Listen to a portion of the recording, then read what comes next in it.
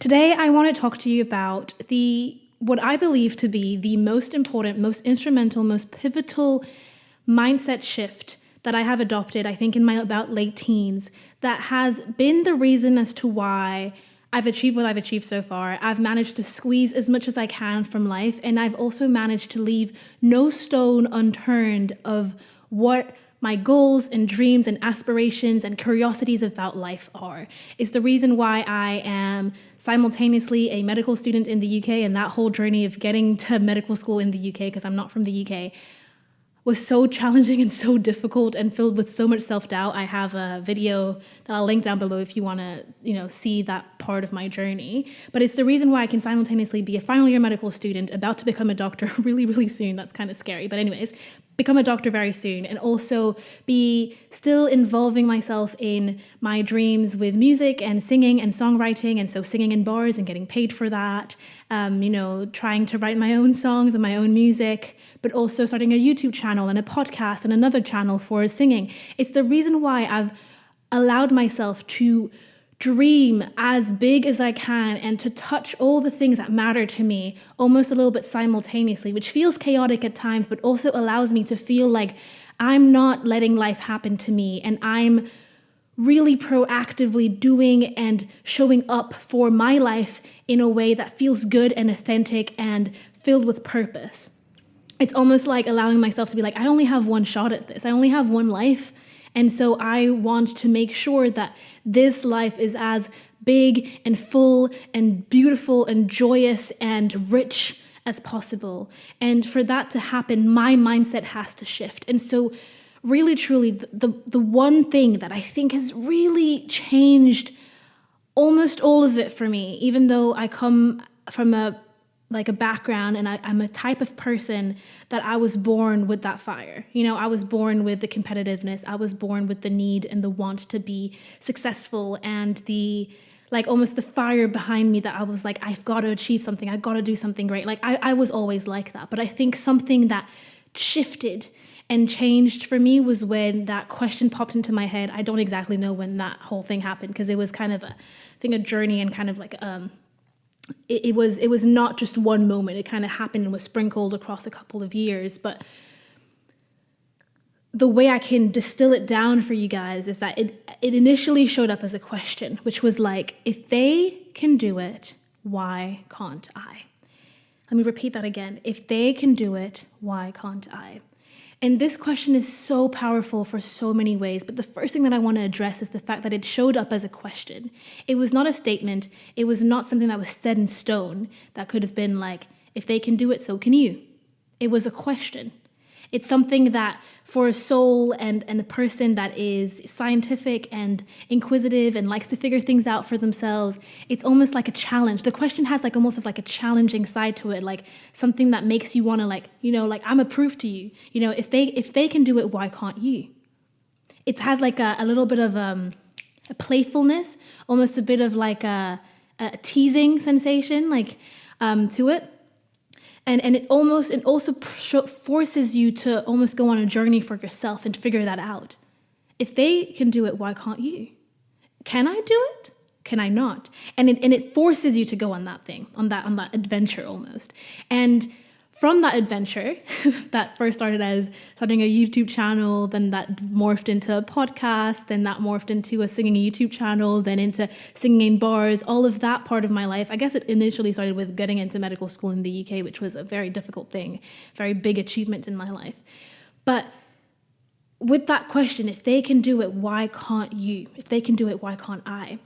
The first thing that question shows, and the first part of it, if they can do it, is that other people have done it. There's an understanding that a lot of the times we have dreams, we have goals, we have aspirations, we have big things we want to do for our lives, big things that we want to do for ourselves. If that is having a family, if that is building a multi-billion-dollar business, I don't know, but something that matters to you, something that feels big and feels meaningful to you. If they can do it, that almost, there's this underlying understanding that other people have managed to get a version of what you want. A lot of the time in life, there are very few people that actually invent the wheel. Most of us, will actually reinvent what's been done before. And I think one can argue that most of everything is just a reinvention of what happened before, a combination of two worlds that creates a whole new one. But it's not with any new material. It's just with what existed before, put them together, have somewhat of a new thought process to it, and then you have birth something new. So a lot of the times you may have like a dream that you feel is so novel, so new, so like nobody's done this before. They probably haven't, but other people have done a version of what you want it to do. Or what you want to do exists already. It just hasn't been clashed and birthed and blended together to make this new entity. And so if other people have done it, it means that there's other people that have done it, right? Which means that there's people that you can look up to. It means that there's people that you can look and be like, okay, how have they done that? And then you can start studying them and be like, okay, this person did this and that and that and this and this and this to get there. And it almost demystifies the process. It creates a bridge between who you are now and who that successful person is. Because a lot of the times, we as people, for some reason, which I guess makes some level of sense, anyways, we create this big distinction, this big falaise, how do you say that in English? This big like space, let's call it. There's just this big, huge space between successful, rich, famous people and us. They're like, I'll never be them. But what we forget is a lot of these people used to be us. They used to be completely normal, completely like average people that have aligned their actions, aligned their mind, aligned their heart, and aligned the way they showed up in their life in a very specific way that has yielded a very specific result. And that result is the success, the whatever, the money, the fame, whatever they've done. But we only look at that version of them. We forget to look at the first version of them, but who they used to be. And then even a much more small proportion of people are willing to look at the bridge between the version of them they used to be and who they are now and see that that bridge is our gold. That bridge is what we can use. These are like the pieces of the puzzles that we can use in our own puzzle to create our own beautiful picture. Right? And so that's a huge key. If they can do it, and a lot of the times so many people have done it. So let's start studying them. They've done it. How have they done it? Let me listen to interviews. Let me listen to podcasts with successful people. And let me see what sort of little clues that they leave that I can absorb, put in my pocket, and figure out how those pieces of the puzzle fit in my own puzzle. And a lot of the times you'll realize that all of these successful people, they say a lot of the same things. Determination, grit, show up, consistency, right? They might be in completely different fields, sports, medicine, music, whatever it is, but the way that they got to that level of success, that level of expertise, that level of mastery is by doing that action and showing up consistently, doing the work, determination, not giving up. Being the one that will stand up again after another failure and not just give up.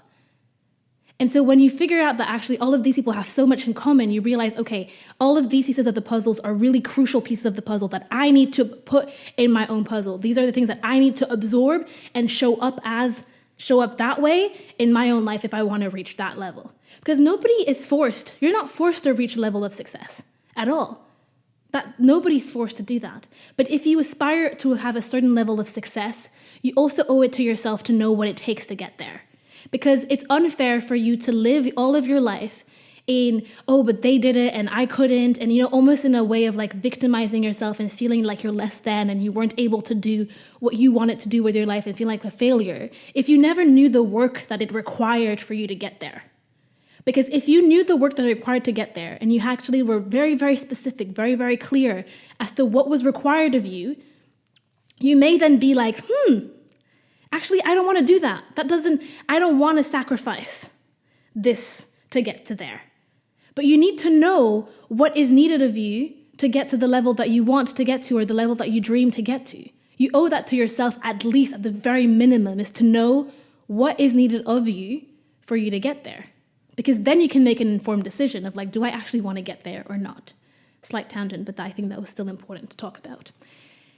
And so I think that a lot of the times, people are wanting to get to a certain destination, wanting to get to a certain level of success, fame, level of money, of wealth, whatever it is. It can even be in smaller and still equally important levels of life. For example, healthy, successful marriages. People want all of the good stuff, but they don't know what it requires, or they're unwilling to show up in the way that they need to get that result. They're unwilling to ask the tough questions on the first few dates. They're unwilling to wake up every day and actually do the work. They're unwilling to, run in the rain because the training plan says you got to run 10K today. And they're like, I actually don't want to. It's raining today. They're unwilling to do all of that. They're unwilling to sacrifice what it takes to get there. And then they're going to complain that they haven't gotten there. There's not that much mystery to success. You kind of just got to show up, do the work, and just put your head down and do it. And a lot of it is quite boring. And so that was my first thing, if they can do it. So you have this very clear vision of there's a couple of people in your life, or in, not necessarily in your life per se, but there's a couple of people on your radar that have achieved a level of success, that have achieved a level of a certain level that you want to achieve for yourself, that is similarly aligned to your own goals, right? And then the next part of the question was, if they can do it, why can't I? So if you start listening to it's going to pause again because my camera's going to stop. I'll be back in a second. Right, guys, I'm back. Sorry for this. And I also now am on a time crunch because I have unexpected things that I have to get done now. But anyways, I was talking about the second part of the question that also begs a really, really important weight, which is when you put the question, if they can do it, why can't I? The part of why can't I is almost like it'll completely separate who the victims are from the people that find this question provocative and almost like a competitiveness to it. Because if you actually start asking yourself, why can't I do this? What's the actual reason behind my inability or my kind of mental block as to why I can't be and achieve the things that other people have? And victim mindset people will be very much because this and because that, and they'll really find a lot of comfort in all of their reasonings, because I didn't grow up in the right family, because I don't come from the right place, because my skin color is the wrong skin color, because I don't have enough money, because this, because that, and all of these reasons can be good reasons, can be actual real things that make the journey harder, make the journey tougher. But there's also plenty of examples of people that have all of these characteristics and have managed to break through so many doors, so many barriers through their grit, showing up, determination, and they've managed to achieve that level of success, that level of, just that level of success, basically. And so other people, the other side of the coin that are not victim mindset, and people that don't have a victim mindset and that are more growth oriented and want to squeeze as much as they can from life and do as much as they can and, feel as full as possible, they'll start asking themselves this question of why can't I? And they'll almost start to see it as a provocative question. Why can't you? And then being actually, what is the actual reason that you can't? And then when you put the reasons on the paper, and then you keep on saying why can't you? Why can't you? Why can't you? You start realizing that a lot of these reasons are flaky. They're not actually grounded. They're not actually founded. And a lot of these things are things that can be changed. They're things that can be worked on. They're things that can be broken through. For example, I took so long to start a YouTube channel. I've always wanted to start a YouTube channel, maybe from when I was 13, 14. But I was always people will look at me different. I'm going to lose friends. I don't want people to know my name. I'm uncomfortable sharing my face. And then it was actually are these reasons actually good enough reasons not to show up and not to do the thing that you actually want to do and the thing that's in your heart? Or when I was applying to medical school, and people were keep on telling me you can't do it because nobody in our school has ever managed to get into medical school in the UK. You're never going to succeed. Everybody else has failed at this. And I was but there's so many other people that have succeeded, maybe from not my school, but from other international schools. There's other people that managed to do it. So why can't I? This is complete unfounded in my brain. I was this is not valid. These reasons of the fact that nobody else in my school has done it is not a good enough reason not to give it a fair shot. And so when you start to ask yourself this question of why can't you, genuinely, really, truly, what is the reason as to why you can't do this thing? And is this actually real? Is this actually something that's really tangible that you actually can't change, that you can't make a move on, and that's a very much set in stone, right? Because even somebody that used to be able to walk and can't walk anymore, they may not be able to run a marathon anymore. And if their dream was always to run a marathon, they can't do that. But they may be able to now do a marathon in a different way with a wheelchair. You know what I mean? Like, there's always going to be a way. And if you're growth mindset oriented, and if you're somebody that's creative and cares about the things that you want to do, you will find a way to do said thing that will fit in the way, that will fit with your values, fit with how your life is organized, and allow yourself to create and carve and mold your story. But there's for sure no way that you're going to be able to do all of these things if you keep on being like, well, I can't do it. They're so different to me. They're this and they're that. And she's blonde and petite and beautiful and silky, beautiful hair. And I'm not. And it's like, yeah. And so what? And so what?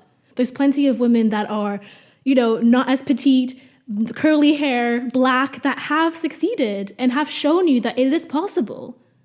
So especially in this time and age that we live in, where there's social media and so many people are showing their lives, so many people are like portraying, sometimes in a way that makes other people feel so anxious, but portraying all of their successes, all of their wins, all of the things that you can achieve, shown so many ways of creating businesses and making money and, being creative and whatever it is. There's so many different things out there with so many different ways and so many beautiful ways that you can, do life. And there's so many different ways that you can actually see how people have succeeded and see an example of it that's real in somebody else, that there's almost no excuse for you not to even give it a try. I really, truly think that if you actually want to do something, there's no excuse for you not to give it a try. There's no excuse for you to not show up for yourself and do the things and wonder and be like, why am I actually not showing up for this? What is the block? When you commit to changing your mindset to the type of person that believes and that has a bias towards believing that they can do it. And if other people have done it, there's no reason why they can't. And they just have to figure out how they should show up in life, what they need to sacrifice, and if they're willing to sacrifice said things. And if all of these answers are in parallel and in concordance, they will be able to get there. As long as you become that type of person that believes those things and that moves and shows up in life that way, there's no reason why, with time, you'll get to where you want to go and you'll get to where you need to be. And I think that's where I'm going to leave this today, because I now have to go to the doctors. But yeah, I hope that you enjoyed this. I hope that this gave you a little bit of boost behind your bum, and also planted a few questions in your brain that really asks you, why aren't you showing up in the way that you want to? Why are you not doing the things that you said you want to do? Why is it that every single January you set so many goals, so many resolutions, and then you never even start moving the needle on them in a way that's even remotely tangible? Why is that? What's preventing you from doing this? Because I believe that if you change your mindset, if you change how you look at things, you will be able to actually move that needle and be so proud of yourself as well in the process. And so much more full with life.